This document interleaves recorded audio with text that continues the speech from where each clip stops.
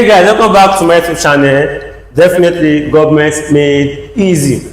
Once again, I am Prof. Linus. So in today's video, I want to focus on also systems of government, and I have in mind what WAEC and JAMB normally ask mostly when it comes to system of government, and they are called the Presidential System of Government and the Parliamentary System of Government. Now, if you can understand this topic very well, definitely you'll be able to answer at least 3% of questions in government. As if you are doing JAMB, if you are doing WAEC, you can meet them your question, your theory parts, and you can be able to set them off. Now, to get this now, let me give you guys some easy steps to get these topics. We have some bullet points that can be used to answer any topics in any subject, mostly in government. So, first of all, the first bullet point is that it's a system of government. Second bullet point is powers of the government. And third bullet point is head of states and head of government. Okay, this is able to establish this fact now. You cannot be able to define this system of government and this system of government. Take note, there are ways and opposites. Let's start with the first one. Presidential system of government. Now, defining this now, we can define this as a system of government whereby the powers of the government are concentrated or formed on one person who holds the office of head of states and head of government. It means that in other presidential now, the powers of the head of state and head of government belongs to just one person. If I'm to come here now, under parliamentary now, system of government, whereby the powers of the states and the position of head of state and head of government belongs to just two people. So here now, we have unicephalous. Why here now? We have bicephalous. Remember, uni mean one, bi mean two. So here, the powers of the head of state and head of government belong to just one person. The powers of head of state and head of government belong to just two people. And Nigeria firstly practiced this system of government in 1960 to 1966. This is our first republic. Now, under parliament now, immediately after our first Nigerian general election in 1959, if you could agree with me, that the person of Nnamdi Azikiwe became our president. White Tafawa Balewa became Nigeria's first prime minister. Now, I will write down something on this. Hold on, and I will get back to that. Now, under this now, in presidential now, we practice this in our second republic, which is from 1979 to 1983. That made the person of Sir Shehu Shagari to become Nigeria's first executive president. Take note, Azikiwe here was Nigeria's first president, while Shehu Shagari here was Nigeria's first executive president. What are the differences? Very simple. Now, during the time of Azikiwe, the powers of the executive belong to the what? Prime minister. While during the time of Shehu Shagari, the powers of head of state of government belong to just one person. So it means that another name for head of states can also be called ceremonial president.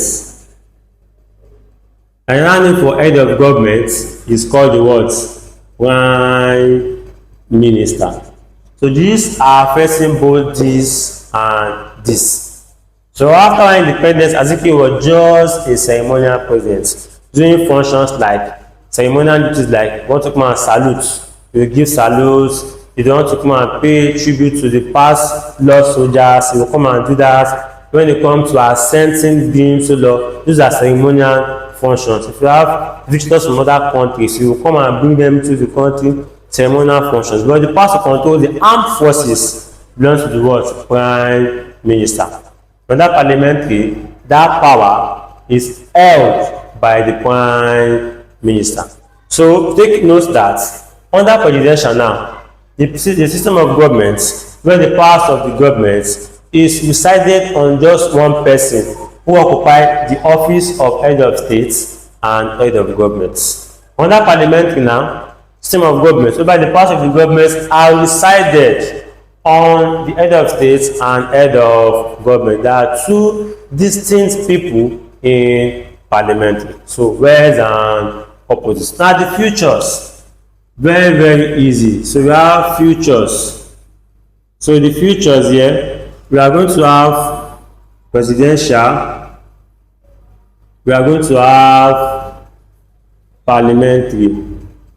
So let me give another way to get futures. Now, futures are what you can get out from the definition.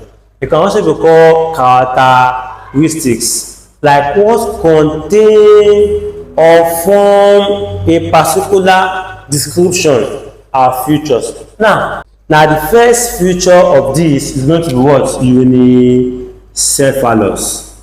Then here we are going to have bicephalous. Now we have type of executive. We have one man executive and we have two men executive. Now in the one man executive, now we call it what? Unicephalous. So by only one person hold the executive power. But bicephalous now, though the executive power is held by the prime minister, but it can also be exercised by the president. Then here we are going to have what we call executive power. So here is controlled by the president under presidential, but here the executive power is controlled by the prime minister.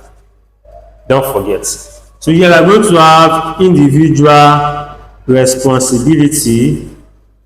Then over here we are going to have opposite of this is going to be collective responsibility. Don't mind my writing here. Now this means that each minister is accountable to his own choice and decision. Hence, in terms of accountability, is to face the praise and the blame of his or her actions. Over here now, each minister is accountable to all the parliament members. He cannot take decision on his own. He must first of all confront or talk to the parliament members before he can be able to make a decision. Why? Because any action that he takes is going to have an effect on all the members of the parliament. Then here we have separation of power. Then here we have fusion of power. So the executive, legislative, judiciary, they perform their duties individually. While here, now since the prime minister is one holding executive power, and also the head of the parliament, definitely, if they are having meetings of the parliament and the executive, will be in the meeting, and all the members will also go to be in the meeting. So both their powers are fused. They are together and they are not separated. Then here we have citizens loyalty. Here we have party loyalty. Now the president is elected by the people, hence is accountable to the people. Now the prime minister is elected by this party, hence he was accountable to his party. So show his loyalty, the prime minister is to elect his cabinet members from his own party. He cannot elect his executive members, that is ministers, outside from his own party. He must do that from his own party. While the president here can appoint his ministers, cabinet members from any party. Then, if the president is misbehaving, he will be removed by what we call impeachment. If the prime minister is misbehaving, we will move on to call vote of no confidence. Now this is a tool that is used by the legislative arm of government to remove a bad or or incompetent presidents from office. While this is a tool used in the system of government by the legislative also to remove a bad or incompetent prime minister from office. They are both the same thing, but they both have different names in terms of the system of government. Now, another name for parliamentary now can be called Westminster, don't forget this, or we call it cabinet system of government. These things are very, very simple. If you can be able to get what I'm trying to say. Now, I'm trying to be able to minimize a whole lot of time by doing res and opposite. So if I'm you guys, definitely I will have to watch the video all over again for me to be able to guess what I'm trying to explain. Because normally in school, this topic is one big topic. Topics are another big topic. But since we are doing something very important here, government make it easy. As I'm able to bring them together and define them in a very simple and easy way for you guys to enjoy. So guys, if you are new to our channel, do well to subscribe. It helps a lot to give us more confidence to continue shooting more of these powerful videos. Now, if you are doing WAEC now, you can be asked to talk about the merits and demerits.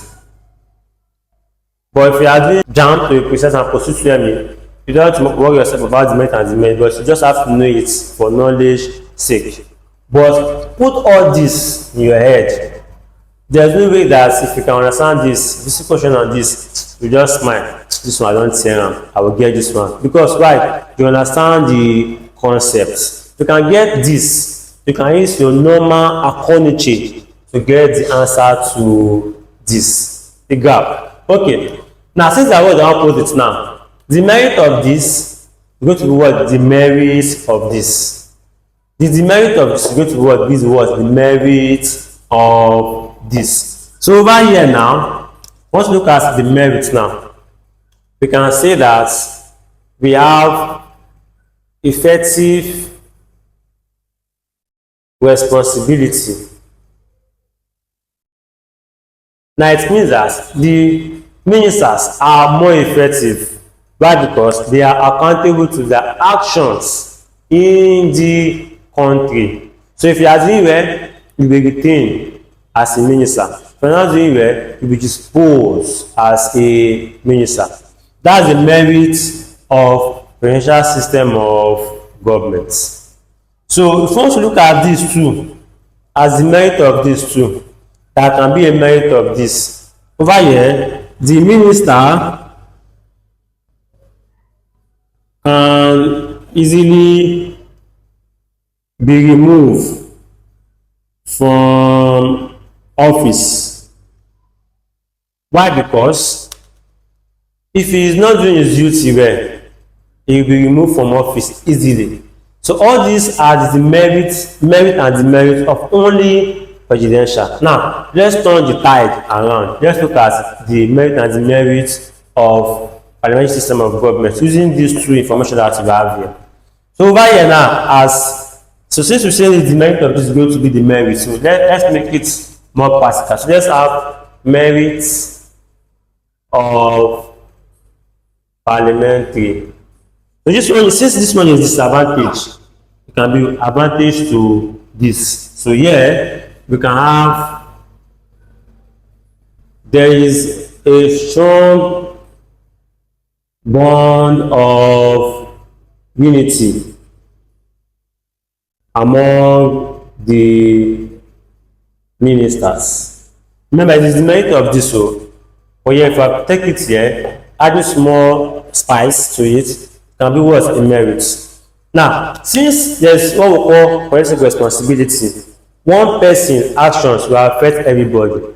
Hence, it's going to what? Lead to a bond between all the ministers in the country. So one cannot easily leave office. If they are leaving office, they are all going to leave office together. Now, the merits. So since merit here is not effective responsibility, then we can lead to ineffective Ministerial responsibility. Why? Because anything collective is not as fast as an individual effort. So their ministerial duties is going to be a joint effort. It's not be as effective as it's going to be if it's just one person carrying out these duties and responsibilities. Now, I've done this practical. You can sit on your own, read your textbook, watch the video once again, and be able to dissect merit of this. It can be the merit of this. Merit of this can also be what is the merit of this. Hey guys, we have come to the end of today's video. If you have enjoyed this video truly well, please remember to like, share, subscribe, and tell us your comments in the comment section.